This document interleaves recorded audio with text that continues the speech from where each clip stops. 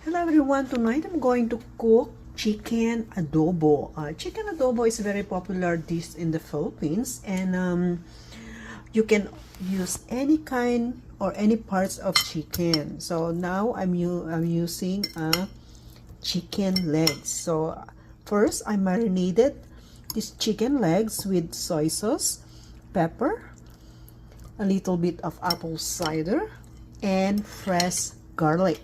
So save this for future use.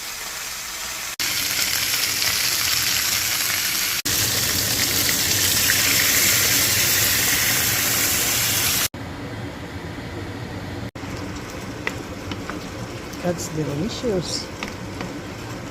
Let's eat.